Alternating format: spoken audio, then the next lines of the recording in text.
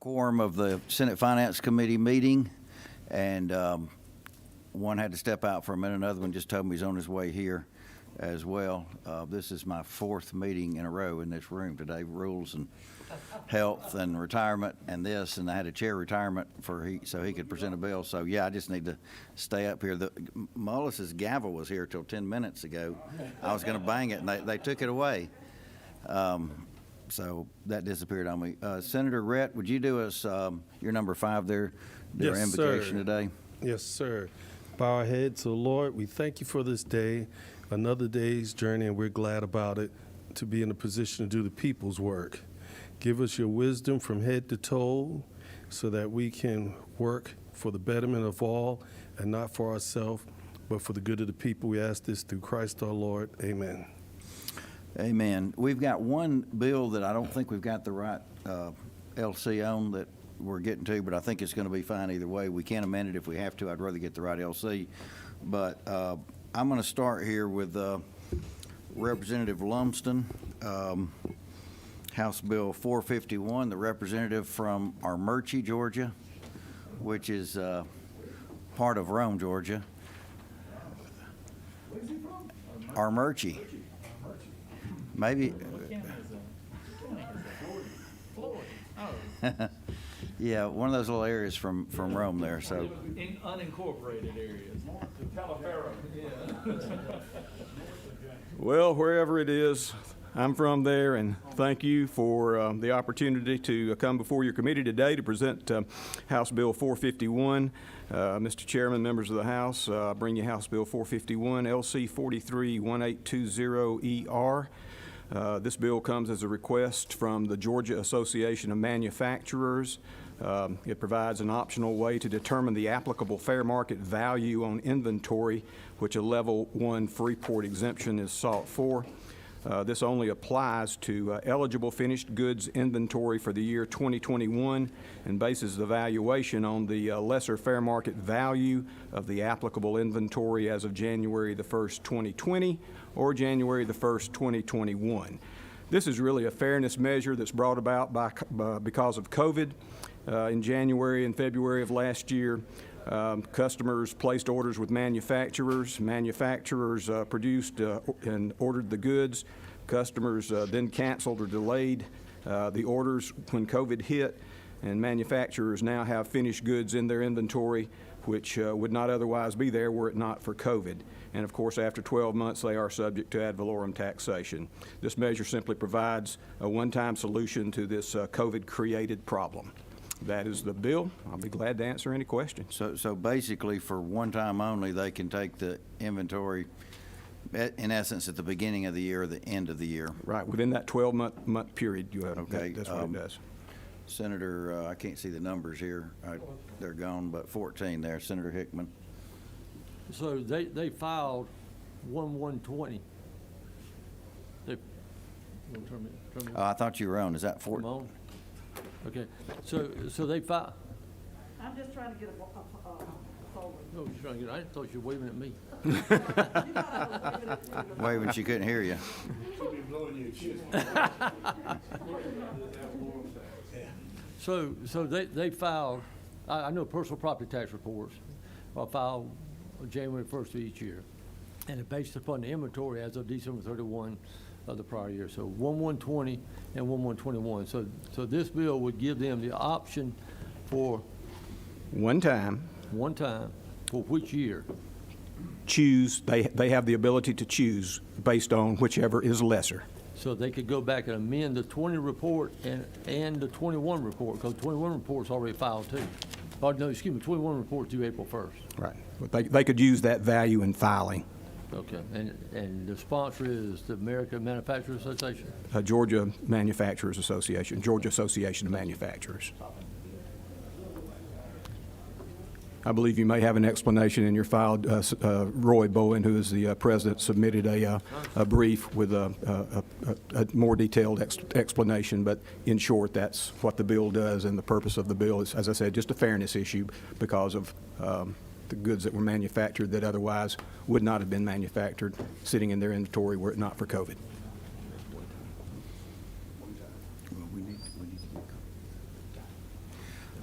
So this, I don't believe, has any opposition that I've seen on this. I think it's a fairly simple matter. So if we could take a motion, I think the President Pro Tem's moving. Is there a second, Senator Jones? And any discussion on this? All in favor, say aye. Aye. Any opposed? No opposition? Passes unanimously. Do you need to know who's carrying it? Yeah. Senator Mullis. Well, you should have told us that before we voted. We don't have to explain it. I'll give him my cliff notes, okay? Like I said. They read the audio. With the pictures. Thank you.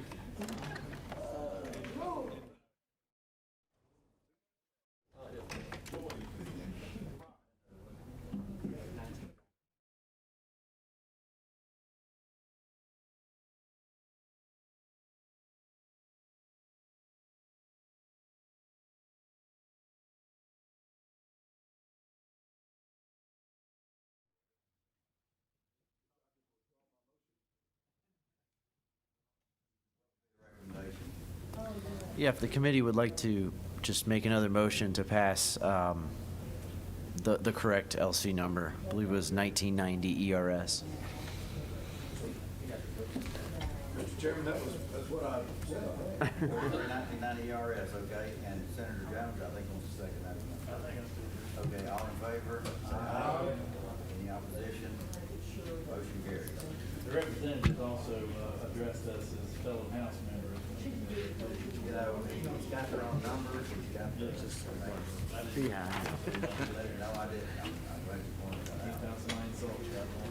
It used to be that none of the committees would say the LC number, so it was, but we got. All right, I think now we will, look at, let me find my sheet here. Having to go a little out of order while we're trying to get some stuff together. Representative Chiokas, you've got House Bill 611. I believe this is going to create some definitions that breaks into some tiers of breaks one out into three and some other definitions. It's not really spending any money that I can see, and I always like those bills a whole lot better, so. Thank you, Mr. Chairman, members of the committee. I bring before you today, it's House Bill 611, but respectfully ask for a Senate substitute, and the LC number is 500214S. The original bill passed out of the House 169 to 3, and House Bill 611 simply takes the definition in Title 50 and subdivides it into three tiers. The current definition is 300 employees or less, or $30 million or less in annual receipts. What the bill does is tier it, and tier 1 would be 10 or fewer employees and $1 million or less in annual receipts. Tier 2 would be 100 or fewer employees with $10 million in annual receipts. Tier 3 is the current 300 employees or $30 million in annual receipts. There's no opposition that I was aware of, and there's no fiscal impact to the state. And this bill would enable the state of Georgia to more precisely focus state procurement dollars and to offer other incentives to enhance job creation. Now, that's the original bill. What we've added as the Senate substitute under Section 2 is, and let me share a little bit of history. The ideas that we passed were recommended to us by Scott Hilton from the Georgia First Commission. Scott chaired that commission, and they were charged with looking into ways that the state of Georgia could not only be the best state in the nation to do business, but also be the best state in the nation for small business. And so what they decided that we needed to do as well was to create a put under the Department of Administrative Services, and the department head is Alex Atwood, a former member of the House and former judge. And that, I'm going to read the language. It says, every state agency, board, bureau, office, commission, public corporation, institution, blah, blah, blah, including but not limited to the Department of Labor and the Department of Revenue, is authorized to provide data related to Georgia resident businesses and small businesses to the department, subject to confidentiality requirements, to be utilized for the purpose of effectuating the legislative intent set forth in this code. And basically what that means is there will be one number. We found that having different numbers encumbers businesses, especially small businesses.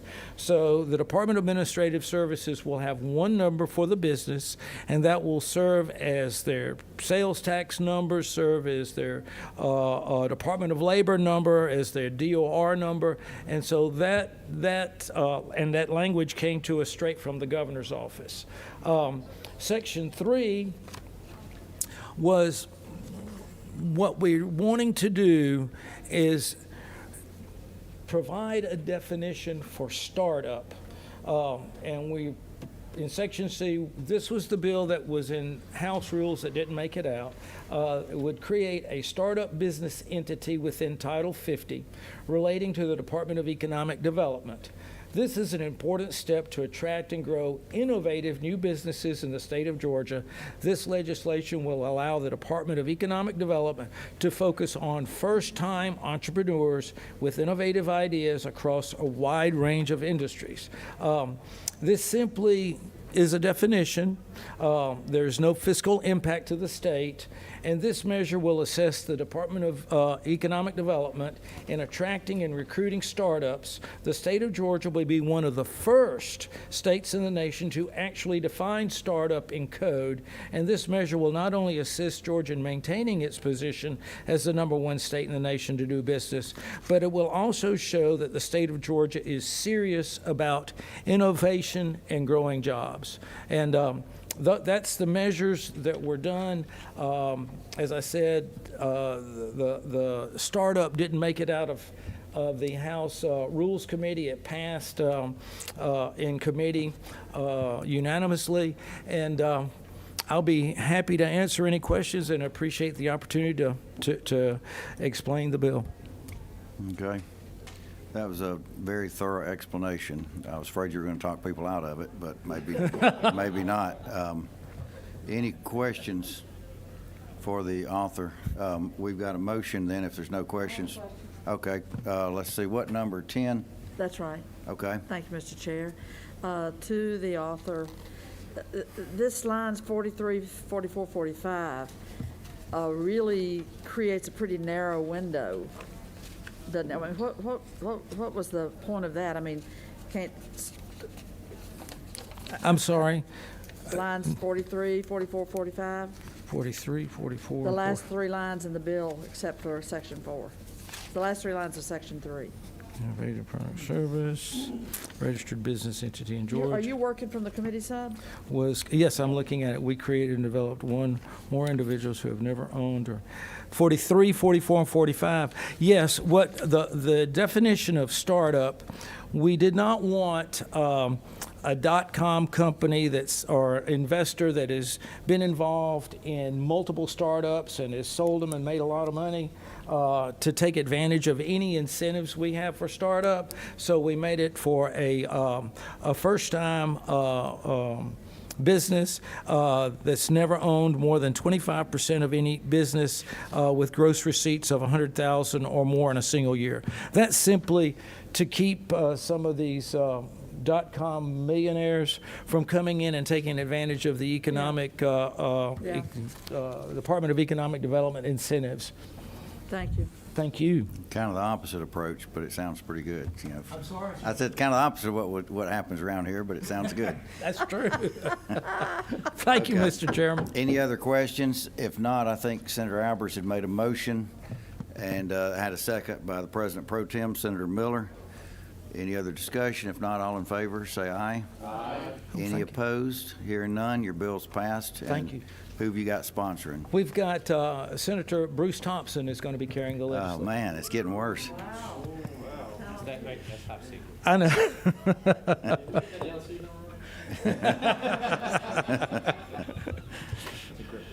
All right. Thank All right, we appreciate it. you, gentlemen.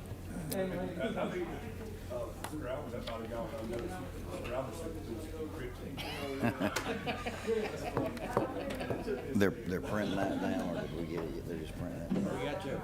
Comedy type good. I'm not gonna have to. Get what you pay for. Y'all got it? Senator Watson, you want to come and present your bill? Another tractor bill, I think, or something here, but, This is the ad valorem. Ad valorem. yeah. Yes, thank you, So Mr. Chairman. But two people can go in and buy a tractor together is what I was saying, right? Oh, that's right. That's Yeah. right. Yes, sir. You are correct. I'm sorry. We are, this is HB 498, and what we're doing here is we're modifying the definition of a family farm. Under current law, you have to be related to obtain this tax exemption.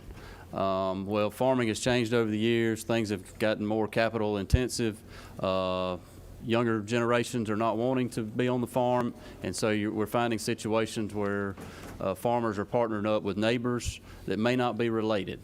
And when they're not related, they're subject to ad valorem tax on equipment, cattle, buildings, anything that they own together.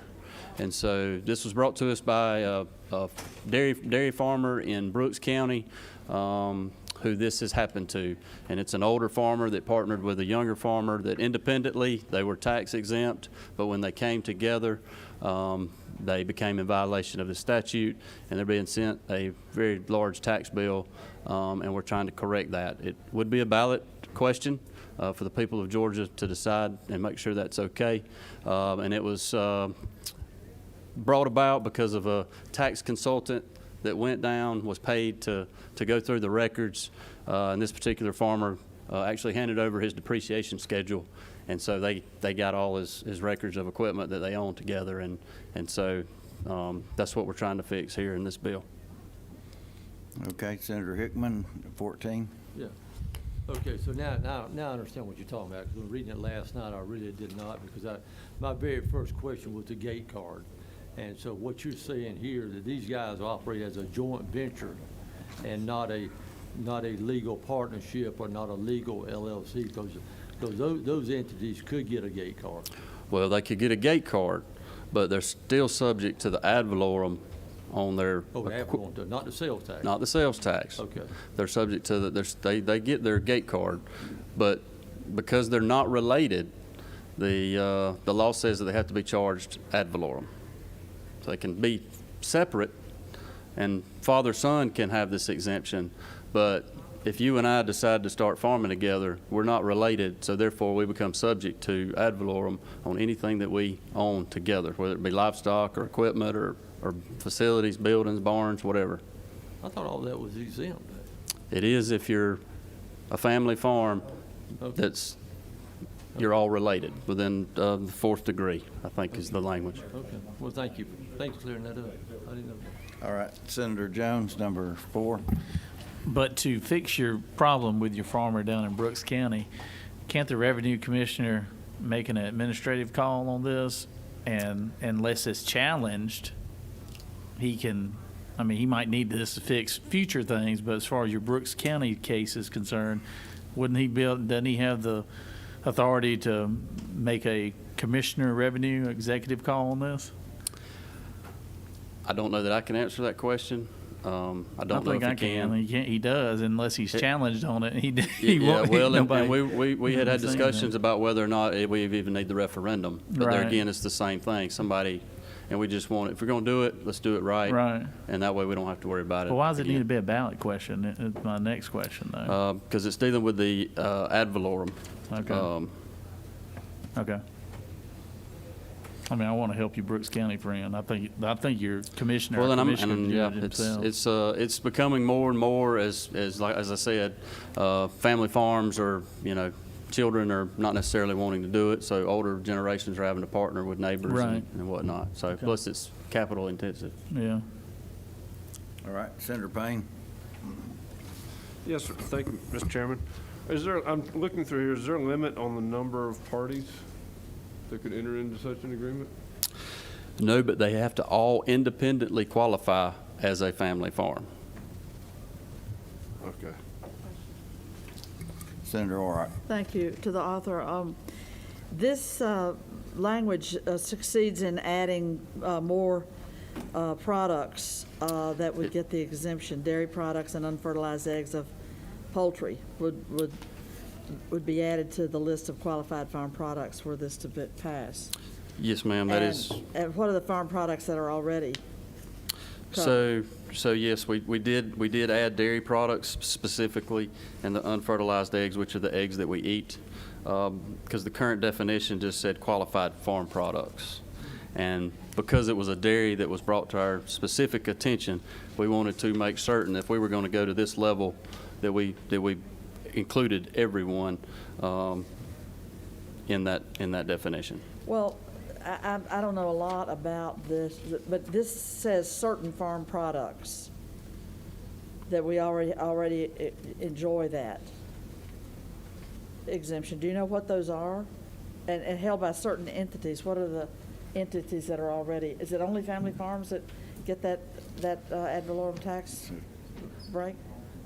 Yes, it would only be family farms that are related, and if this were to pass, it would be family farms that independently qualify but come together to purchase certain farm products. So certain farm products, how's that defined in the law now? What's covered now? Obviously, dairy products and unfertilized eggs are not covered because you're adding it, but what's eligible now for exemption? Pretty much everything you use on a farm. Well, this says farm products, everything you produce. That would be what you produce on a farm. Well, that would, I guess, go back to qualified farm products. Yeah, I guess what I'm trying to find out, oh, okay. All qualified farm products. Is it defined anywhere? I don't know. Oh, line 74 and 7 through 76 defines it somewhat. A planting to harvest cycle, that's right. Yep. So, and curing, which would cover tobacco or something, so I see why you're adding the dairy and the unfertilized. It's more tended to talk with row crops and the things that you're growing. Correct. Which is, yeah, thank you.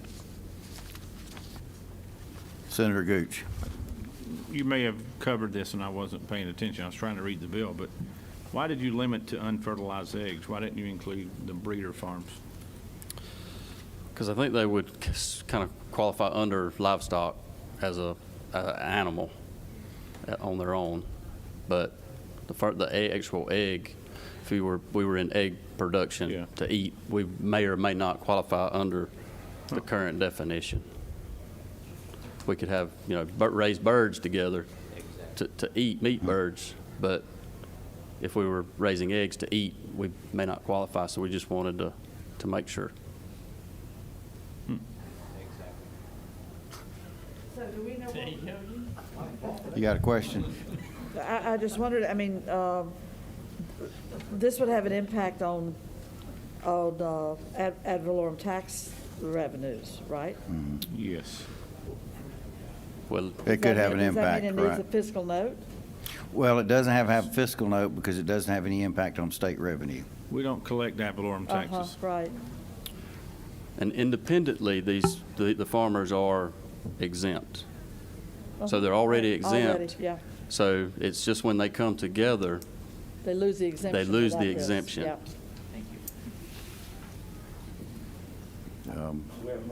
I was trying to, allow time to make sure everybody's comfortable with it, but I think we can do a motion at this time. We've got a motion from the President Pro Tem, a second from the Senator from Butts County, and any other discussion? All those in favor, say aye. Aye. Because it's not going to retroact. It's not going to be retroactive. Any opposed? Nah. Motion carries. Thank you, Mr. Chairman. To Senator Jones's point, though. It's not going to be retroactive even if this legislation gets all the way through. Right. And so I would, I mean, David Curry, good guy, good commissioner, knows what he's doing over there. He'd be the one to fix your immediate issue right now. Your county guy could fix it too if he Yeah. has the backbone. Correct, Mine and doesn't have the backbone. yeah, well, and we had that conversation, and I think the thought was that this, once this has I'll say that to been completed by the General Assembly, it kind of gives them a little, Gives them something to fall back on. something to course, kind of you stand probably- behind. Probably could do it through contract on the front end too, you know. All right, who's carrying your bill? Chairman Walker. Okay. We're slightly Senator better Jones now. carried. He knows more about it than Thank you, All Mr. right, Chairman, thank- members of the committee. Thank you, Representative. All right, we've got, From the 36, she's been throwing out some good farm questions. yeah. Today with her tractor question. You know my roots. I mean, College Park, East Point, that's farm country, David. Gentlewoman farmer. Okay, I think we've got the right sub now on House Bill 282. And if the sponsor wants to come up here, I just want to say there was a lot of work between the blueberry farmer in our group and the Department of Revenue, the sponsor of the bill, and some others.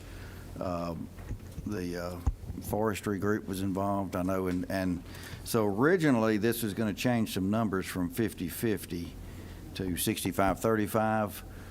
There was an agreement to go back to the 50-50 just like it is now and not change that. So I would say the only change I'm aware of substance is that the definition of a contiguous parcel of land, that now just because a road or a railroad track or something runs through your property doesn't mean that it's not contiguous.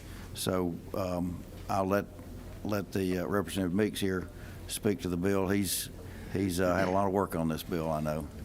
Thank you, Mr. Chairman and members of the committee, for you considering House Bill 282. The chairman is correct. We addressed the issue of contiguous and making sure that if there's a railroad track or a landlocked line or another boundary that's dividing a piece of property which has the same ownership on both sides, that it would be considered contiguous. We returned the market approach valuation and the income approach to a 50-50 split in terms of the fair market value for the qualifying timberland to be enrolled in the QTP program. One additional thing that we did add, Mr. Chairman, on lines, I guess 72 to 78 is the qualified landowner attesting that the property is indeed being used for the bona fide production of trees and is consistently managed and with generally accepted commercial forestry practices.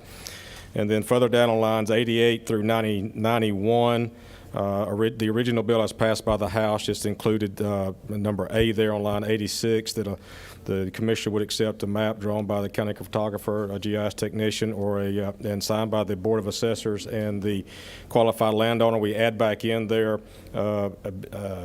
B, C, and D, legal property description, a plat, or legal description as one of the four things that can be submitted to the commissioner for identifying the piece of property that is enrolled in the QTP program, which was constitutionally agreed to through a constitutional amendment by the voters of our state in 2018. So, Mr. Chairman, that's the bill. I'll be happy to answer any questions. And the original one, as he said, just had the A section in there, which could be very expensive for a property owner to do. So we had to do a lot of work to perfect this House bill once it came over here. We've been working on it for a couple of weeks now. We appreciate your work, Mr. Chairman. Yeah. Any questions of the sponsor of the bill? Again, we're down to basically just contiguous land and some better definitions. We've got a motion from Vice Chair Albers to pass. Is there a second? A second again from the President Pro Tem. All in favor say aye. Aye. Any opposed? All right, motion carries. Thank you, Mr. Chairman. All right, one more item left today, and that is, who is your sponsor on that? Mr. Chairman, I believe that'll be you. Okay. Thank you, sir. I'll carry that for you. I think I worked on this bill more than he did myself, but I don't know.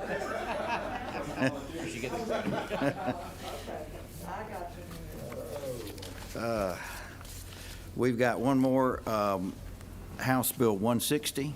Yes. Representative, if you want to give me just a second to get some of these papers out of the way.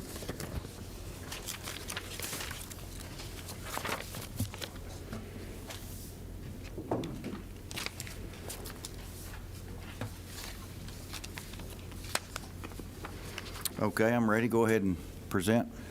Thank you so much, Mr. Chair. I appreciate you hearing this, our most legislation bill today, which is HB 160. I say ours because this bill has been requested by the mayors of East Point, College Park, and Hapeville.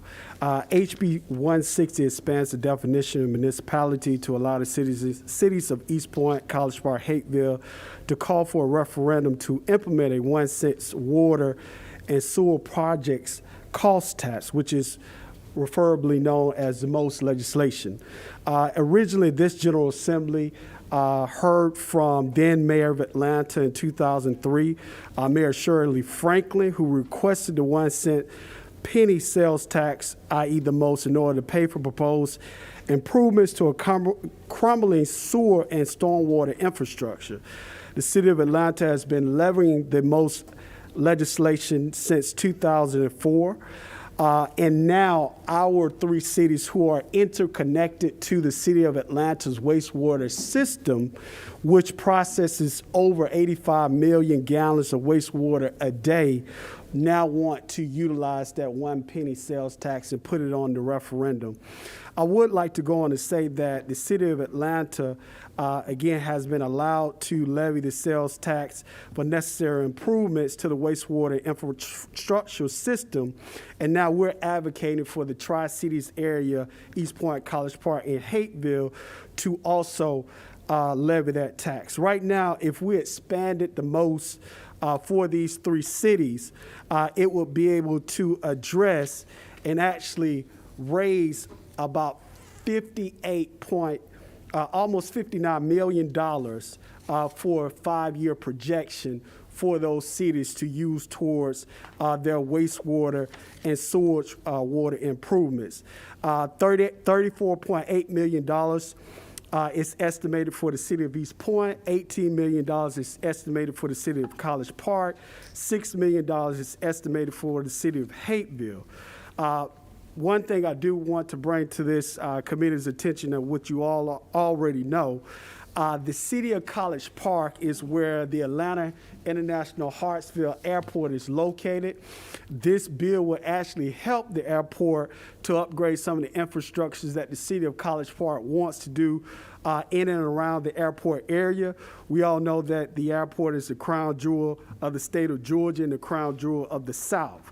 And so, Mr. Chair, I will end with that. Before I end, I do want to say that there was one measure of opposition, is ACCG. They have always opposed the bill originally when this General Assembly passed the bill back in 2003. One reason why I call it a great compromise in 2003, GMA wants all municipalities to have the opportunity to have referendums to levy a most sales tax. And ACCG wants the counties to be able to levy the most tax. And so the grand compromise here in the General Assembly was to allow Atlanta, because of the wastewater system that they had and how much wastewater they was processing on a daily basis, to allow Atlanta to utilize that. And that limiting language is the same language that we have in lines 15 through 16. The 85 million gallons per day is that limiting language, which applies to our three cities because we're connected to the Atlanta system as well. So how many most tax are in effect in the state of Georgia right now? Right now, I know of possibly one other most tax in the state of Georgia. I think the city of Statesboro tried to levy a most tax. The gentleman, my dear friend, Senator Lester Jackson, says that Savannah has the most tax, but we're trying to levy that as well. And so under your definition, how many would qualify of your millions of gallons there? Right now, I looked at the city of... The next largest city in the state of Georgia, Mr. Chair, is Augusta, Richmond County, with a population of over 200,000 citizens. Right now, they only process 24 million gallons per day. The city of Atlanta, actually, because we're connected to other municipalities and we supply that service, Atlanta does, and Atlanta supplies the service to the city of East Point. East Point supplies the services to College Park and also Hapeville. Atlanta processes approximately 132 million gallons of wastewater that is treated every day by the city of Atlanta. There are 3 wastewater reclamation centers in Atlanta, and they service 1.2 million citizens per day. Now, my understanding, and maybe I missed one there, but my understanding is Atlanta's the only city that Yes, has the most. It is. It is the tax. only city. Now, I Okay. apologize. I think city of Savannah, city of Statesboro, and another South Georgia city was trying to leverage the tax, but they were not able to get it. And you're part of the same water system as Yes. the city of Atlanta? Yes, And so we're- you're trying to do this, to be equal to them and part of the same water system. I'm trying to make sure I understand this correct. Yes, yes, Okay. yes, Mr. Chair. All right, we've got several questions. I think Senator Albers is first. Thank you, Mr. Chairman. Representative Bodie, always great to see you. Always great, Mr. Chairman. Fellow Fulton delegation mate here. Long before all of us, decades, Atlanta just ignored the water problems they had in the infrastructure, which precipitated the 2003 solution. In hopes that would be corrected one day, and then we could get back to doing what most everyone else does, which is if they need more infrastructure, they would charge more in their water and sewage bills. I'm curious as to why, now that we've kind of gotten to this point, that we're not going that route, and if there needs to be an increase, just charging the people who are using the water as a user fee, as opposed to going for another additional tax on top of it. Well, my conversations with the mayor, and that's a great question, is that the most currently on the law is going to expire in 2032. But from my mayors, they stated that it's not enough money in the general fund. It's not enough money that they could put on a water fee to even get close to the $315 million that's needed for infrastructure improvements in the Tri-Cities area. And right now, to be honest with you, Mr. Chair, we don't get the money from Atlanta to be able to help our 3 cities to do that. And so that's the reason why we're coming today. But we realize we won't be able to leverage this forever because it does have a sunset of 2032. Certainly, and it's certainly challenging dealing with the water folks in Atlanta sometimes. So Sandy Springs ties into the Atlanta water system as well. Would they also be eligible under this bill? Yes, if they decide to come before the General Assembly, or they might be able to do it if they are connected and they can prove that they are connected to the system. Yes. Okay. I understand your logic here. I guess my only concern is we call it, pennying people to death. Yes. Right? And I'm afraid before we know it, we're going to have, 12 or 14% sales tax on everything. So do you have any concerns with us constantly doing that? Well, no, not really, because the city of Atlanta has passed a referendum for 4 cycles, and it's been by a majority vote. Over 65% of the citizens of Atlanta welcome the 1 cent penny sales tax to upgrade the infrastructure. So I think we put on the ballot, and the people in that city and that municipality are okay with it. I think we just go with it, Mr. Chair, and see what happens and then let the citizens decide. Thank you. Thank you, Mr. Chair. All right, Senator Jones. Thank you, Mr. Chairman. Thank you, Representatives. So does East Point, College Park, and Hateville, do they have a water authority? Are the 3, or do they all try to govern their water systems, water and sewer systems through each city? Well, right now, we do have a water authority. However, it's very unique because the city of East Point, we have our own reservoirs. And so as far as the wastewater is concerned and sewage, we supply that service for College Park and East Point. And so it's very unique in that sense, Mr. Chair. So that's the reason why we're here today. Now, if we didn't supply that service, we would be just a part of the line of connection, but being that we're supplying that service as well to those other 2 municipalities, we really need to upgrade. So my next question is, so where does the penny go? Where does that most go? Does it go to College Park's general fund? Does it go to East Point's general fund? Or does it go to the City of Atlanta's general fund? That extra penny that's going to be designated towards improvement and upgrading your water system between the 3 cities, where does that, who controls that penny? The unique thing about this situation is that each city has to put it on the ballot.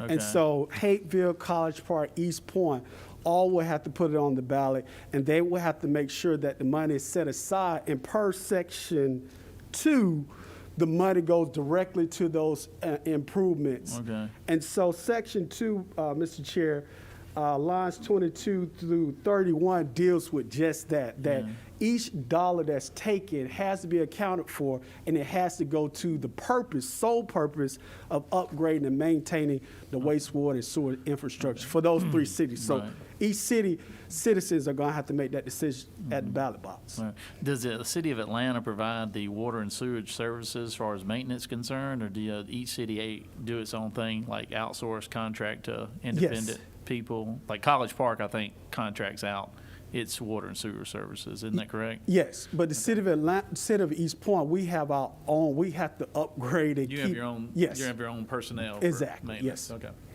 All right. I think it'd be easier if it all went to one. If y'all had developed an authority and had a college, tri-city authority, But anyways, Thank you, Mr. Chair. that's just my opinion. All right. Any other questions? I know we've got the ACCG, as he stated. Senator Gooch? Thank you. So I think this goes in line with a little bit about what Senator Albers was discussing earlier.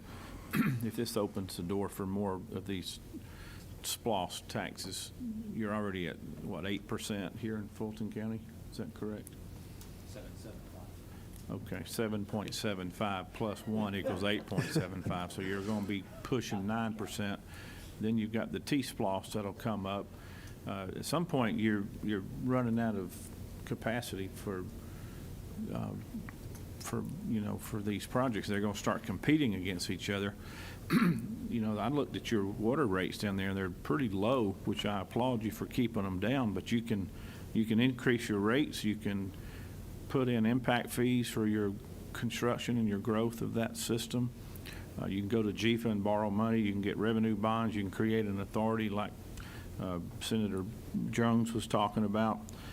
You can raise your consumption rate fees on the current users instead of charging everybody that comes through town an extra penny on all their goods. It just seems to me like it's going to really become a problem because your counties are going to oppose it, and I'm sure that's what we're getting ready to hear, because they're competing for that same penny sales tax every 2 or 3 years, but they're sharing theirs with all the cities. The cities aren't going to share this most tax with the unincorporated areas. Am I correct? You're correct about that, and I would say this, Mr. Whip. I have spoke with other legislators in other areas of the state in rural areas, and this is an issue that other municipalities would like to have entertained, even those areas as well.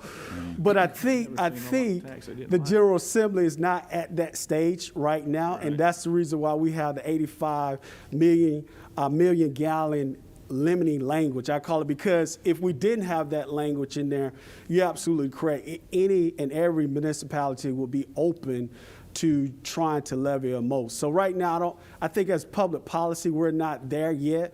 Maybe 10, 20 years, the General Assembly may be there to make that recommendation, but not right now. So we want to keep the language, the original 85 million gallons limited language as it was implemented and passed through the House and Senate in 2003. Okay, any other questions before we bring in the ACCG? Senator Miller. Mr. Representative, thank you for bringing the bill. Thank you, Mr. Pro Tem. I'm always trying to find a way to help my colleagues and try to find a way to vote for the bill. Would it be accurate to say that the maintenance and upkeep that's been, Senator Gooch mentions the low water rates. Well, the low water rates are kept artificially low because the improvements haven't been done. Wouldn't you say that, would it be accurate to say we're going to bail these folks out by charging everybody extra? Somebody drives through town and buys Coke, we'll charge him extra? Well, I think this is a local responsibility, and I want to hear more. Well, I would say this, Mr. Pro Tem, and also my mayor is here today from the city of East Point. We had this discussion The problem is that the rooftops that we have in the city, the age of our population in our city, I would say the city of East Point, is one of the reasons why we're having issues with raising the revenue. We right now cannot raise enough revenue to tax our way, fee our way to a place where we'll have enough to be able to cover all the infrastructure needs that we have. And it's $315 million. It's just no way we could cover that, to be honest with you, Mr. Chair. And I'll be honest with you, I wouldn't be here today before the committee if we were not connected to the city of Atlanta, because that gives us the opportunity to try to leverage that additional penalty fee. But I appreciate the question, and it's a conversation I've had with my mayors as well. Go ahead. Yeah. What do you think about the precedent it's going to set going forward? I mean, I'm just trying to work my way through this. I'm having a difficult time getting there. If you can help me out. Yes, I think because we are staying with the language that was originally in the bill from 2003, if you look again at Section B, the municipality operates wastewater that interconnects with wastewater system of municipality that has an average wastewater flow that is not less than 85 million gallons per day. Now, if we go back and look at line 13 through 14, that's the original language for the city of Atlanta. So, Mr. Pro Tem, we're tracking that same language so we don't do exactly what you say and we don't open up the floodgates to other municipalities that we're not prepared to service right now with the most referendum. All right. Thank you. Thank you, Okay. Mr. Pro Tem. Let's go ahead and get the ACCG in here. I know Larry Ramsey had signed up to speak on this. You can have a seat anywhere there, and we'll hear from him. Thank you so much, Mr. Chair.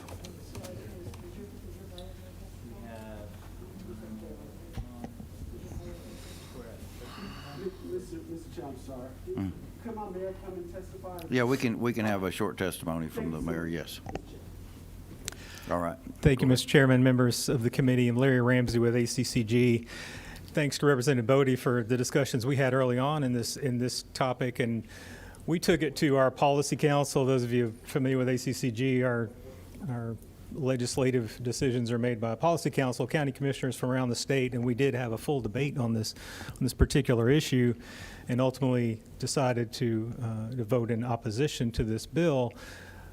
A lot of our points have been made by committee members already in this discussion, but from our perspective, this represents bad tax policy. This is not about, from our perspective, about Hateful or about East Point, about College Park, but about the tax policy issues with expanding this most. As the whip said earlier, one of those concerns has to do with the competing sales taxes that you put up. So right now, outside of the Atlanta most, which I'm going to say something else about in a minute, all sales taxes, everybody's boat rises or falls together, right? So there's countywide taxes only, whether that's the SPLOST, the LOST, the education SPLOST, the T-SPLOST. Everybody gets those or they don't get those together.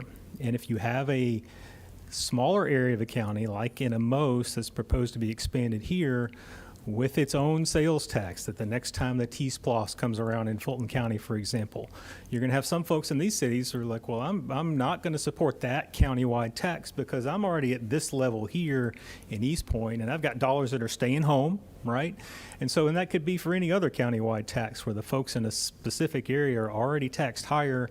It's going to lessen support for those taxes that everybody's benefiting from in the full county, not just within these specific cities. Something else I want to say about the most as it exists now, and I'm sure a lot of you, maybe all of you remember this. I was not working with ACCG then, but I worked for Fulton County at the time, so I remember this well. At the time of the original most that was created, what we have now for the city of Atlanta, it was truly a unique circumstance, not what these cities face now. At that time, the city of Atlanta, through really from decades of neglect of their particular wastewater system, they had combined sewers. So the wastewater coming from the buildings, the homes, went into the same pipes as the stormwater running off the streets. Well, guess what happened when it rained, right? All of that would overflow into creeks, into the river. That led to federal litigation and an order from the court for the city of Atlanta to fix that problem. Well, that fix ran to the billions of dollars, and they were also facing daily fines from the court until they fixed it. Well, in that truly unique circumstance, billions of dollars, you've heard some statements today about this, there really was a situation where the city of Atlanta could not fee its way, raise rates out of that problem. They did, in fact, triple their rates at that time, but that was only a piece of the pie, and the most, which ACCG at the time, for the same policy reasons, didn't like. We did at least recognize that truly unique circumstance that existed with the city of Atlanta about a decade ago. Again, that doesn't exist here. So that's one. So breaking off taxes is one piece. The lack of the same unique circumstances existing here is part of it as well. And then I think Chairman Albers talked about this as well. The idea of water and sewer systems are generally handled by enterprise funds. They're run like business units within government, where the rates and fees that are generated from the service are what pays for that service. And that includes capital expansions, capital improvements over time. And you are talking about an idea here of not doing it that way. This tax would expand, and whether it's a city, whether it's a county doing it this way, is generally an accounting mechanism at the local government level that you operate these enterprise funds. You self-fund this type of service because it's a revenue generator, and that's not what's being proposed here. So for all of those reasons, ACCG, from a tax policy perspective, thinks this is a bad idea to continue to expand the most. And that would be the same whether, if this was being proposed, at some point if a county comes to you and says, I want an unincorporated water and sewer tax, the same tax policy problems would exist with that, right? This is not about the cities here. So again, ACCG opposes it for all those reasons. I'm happy to try to answer any questions you may have for me. Okay. Any questions? Yeah.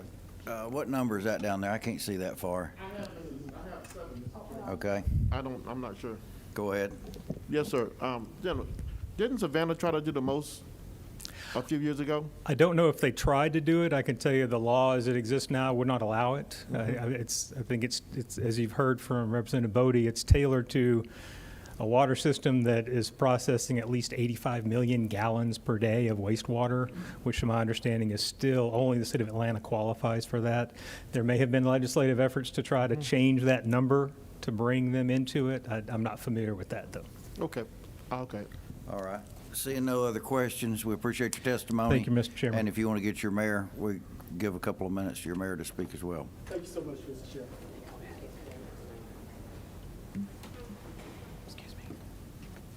Good afternoon. Thank you for the opportunity, Mr. Chairman. Do I go ahead and proceed? And you're distance enough from everybody. You can take your mask off if you want to, but it's optional, obviously, to you. Can you hear me and state when I your speak like name this? and title and all that for us. Can you guys hear me okay, or does it sound muffled? Okay. Good afternoon, Dina Holiday Ingram, Mayor of the great city of East Point, where there's no point like East Point. And today, that's my slogan, I'm sticking with it. Today is because we are here because of 4 years of really great collaboration with East Point, College Park, and Hateville on really trying to make sure that we are meeting the needs of our residents and providing clean water and having a sewer system that is, and a stormwater system that is doing the job. We're not talking about widgets or, goods or services. These are critical components of everyday life and the quality of life. And so we are contributing over $3 million a year into capital improvement or repairs of our system. So it's not that we're not doing anything. The reality of it is that over 80% of our infrastructure is over 60 years old. And so when you have aging infrastructure, and we're not unique, cities across the country are facing this, we have to figure it out. And so we have been, investing in the repairs. We have applied for GFA loans. The position that this is bad tax policy, I submit that the tax policy decision has already been made by the state in 2003, when the decision was made to allow the city of Atlanta to fix its crumbling water and sewer infrastructure needs or issues by levying this tax. The reality of it is we're so close to Atlanta, the likelihood is that a lot of our residents are already paying this. But the money's not coming to our city to fix the infrastructure needs that we have. Yes, we are tapped into this Atlanta's system, but we still have to maintain it. They're not covering that cost to maintain it, and we have to continue to make that investment. You know, when you are dealing with situations like this decision by the General Assembly would really allow the people of these communities to make that decision. It would give us another option. It would be on us to educate our residents and help them understand what the issue is, but ultimately the people will make the decision. And with something as critical as water, sewer, and stormwater, we have to explore all options. We have been coming down here for at least 4 years, asking each year, saying what our needs are. You know what? Each year, our needs are growing. We have over $315 million. We cannot fee our way out of this. This will require a 26% increase in fees, and it still wouldn't be enough.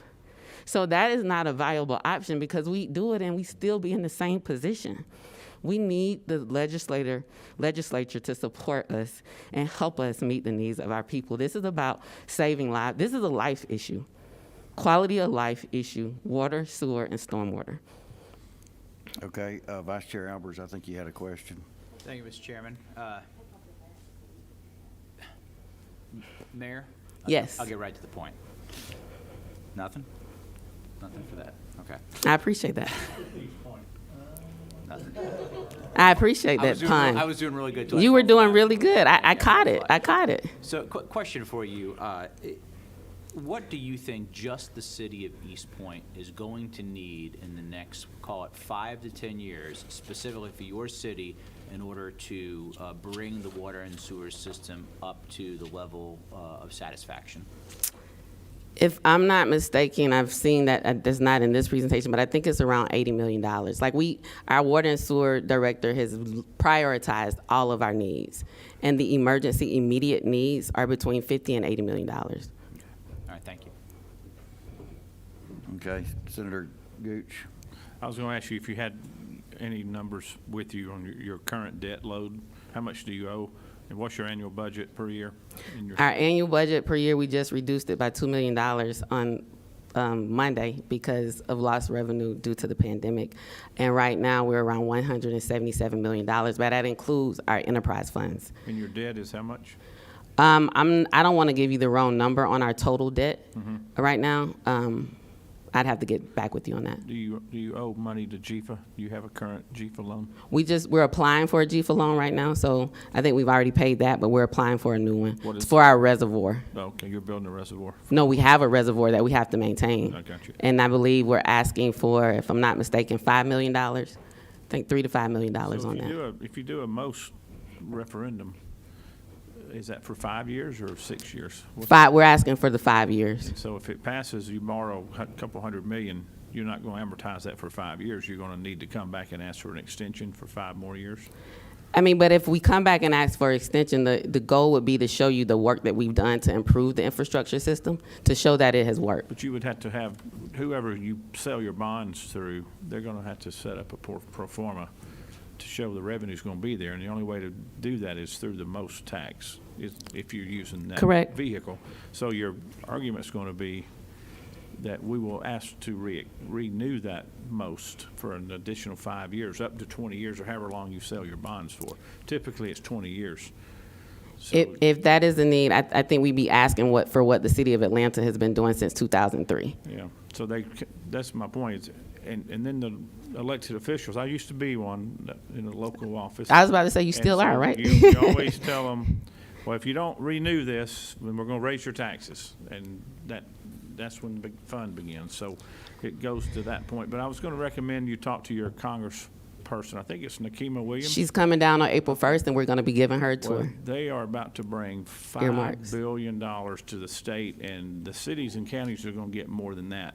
And a lot of that money is going to be earmarked for infrastructure, for water and sewer. So Correct. I would recommend you get on the phone with her today and tell her you need this money for this purpose. I'm about 2 months ahead of you, or actually when she got sworn in. We've already had that conversation.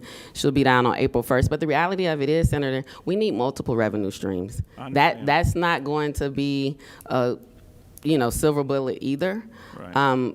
We need to figure out multiple revenue streams and multiple revenue sources, which is why we are definitely going to be touring the Congresswoman around and showing her our water treatment facility, Right. our reservoir, all of the needs that we have in our city. And listen, I feel your pain. I built a reservoir, we built wastewater plants, water treatment. It's very, very expensive, but we didn't come to the state and get an additional SPLOST. We had to do it with the vehicles that we had, the tools that we had were SPLOST, LOST, and, obviously GFA, and then you sell bonds and you finance them through your local water authority. So there's a lot of opportunities here, a lot Correct. of tools in the toolbox. You're asking for something that we're not real excited about opening up statewide. And I understand, and we're not asking to open it up No, statewide. but somebody will be back here next year asking. All right, did it well, for them. we're going to probably have to end the discussion right here. I appreciate the comments, appreciate your testimony. Okay, thank you today. so much. And, Thank you for the opportunity. I would, you can go ahead and exit out, and then I'll get the representative up to the podium. The mayor might answer this for me, if Jim might answer one question. Okay, one quick question What here. is the revenue stream for the city of East Point with the water and sewage? What is the revenue stream? So it's an enterprise fund. Okay. And it is through the fees that we charge as well as grants or, You know about what it is annually? about what the, Bottom line number is. I believe our water fund, enterprise fund is around 25 or 30 million. Okay. And do you have an average of what you charge per household? What the average household will charge, just say a month? I don't. I have my water and sewer direct outside. I'm sorry, I haven't disaggregated it. I can just ask her and give you that. I'll come to you after Okay. the meeting and find Okay. out. We'll be right outside. All right, appreciate your testimony. I want to speak to the representative now, too. We're done with the questions. I'm sorry. So you go ahead and step out and let him have the podium, if you could. I understand. I got a question for him. I know I looked at the vote. It was 167-2 over in the House. I see a lot of questions here today. So my question to you, I'm not sure if I'm doing you a favor if we have a vote today, but I'll leave it up to you. If you want a motion in a second and have a vote today, we'll do that. Or if you want to look at the committee and see if you can answer some questions, it's totally up to you. Well, Mr. Chair, if it's a situation where we could maybe table for today and at your next hearing, if that's a possibility, this week or next week, we can be heard again to answer any offline questions. I would like that opportunity if that's possible. I'm not sure we'll do a hearing, but we can schedule a vote, and you can maybe Yes. answer some of the questions of the committee members in the meantime. Yes, if we can Okay. reschedule for a vote, and that's fine. That way we don't have to go through the entire Okay. hearing process. All right. I was leaving it up to you, but I think you might have made the right choice. Yes. With that, there's no other business, and this meeting's adjourned.